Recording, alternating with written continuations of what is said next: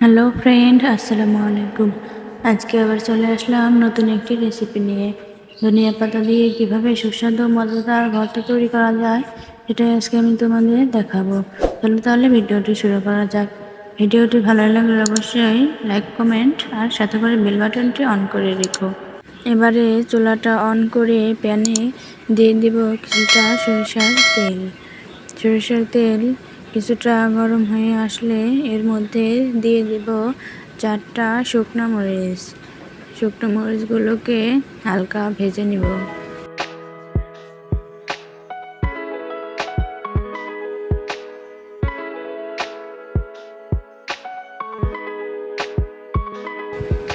চুলার আঁচটা মিডিয়ামে রেখে এটা আমি 1 মিনিটের মতো ভেজে নিব।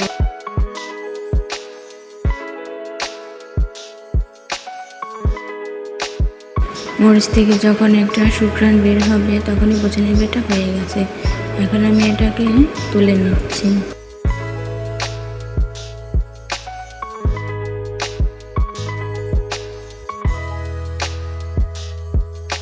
এবারে প্যানে দিয়ে দিব আস্তে একটা রসুন কুচি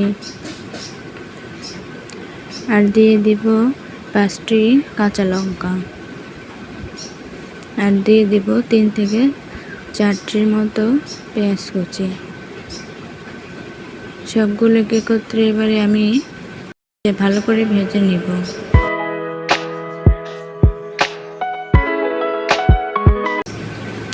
চুলার আঁচটা মিডিয়ামে রেখে এগুলোকে আমি এখন ভেজে নিব 2 মিনিটের মতো।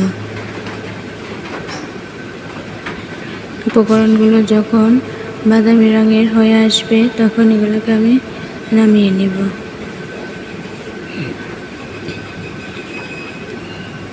এখন প্যানে দিয়ে দিয়েছি ধনিয়া পাতাগুলোকে হালকা একটু নেড়ে চেড়ে ভেজে নিব। ধনিয়া পাতা ভেজে এভাবে ভর্তা করলে এর স্বাদটা অনেক বেশি হয়। এবারে আমি এগুলোকে ব্লেন্ডারের জারে তুলে নেব।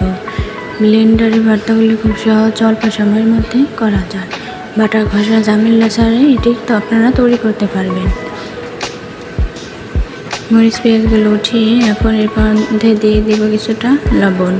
যার যার স্বাদ মতো লবণটা দিয়ে নেবেন। এবার যে ধনিয়া পাতাগুলো দিয়ে দিচ্ছি। ফিরে আসছি ব্লেন্ডার করার পর। দেখতেই পাচ্ছেন আমার ভর্তাটি কতটা সুন্দর হয়েছে।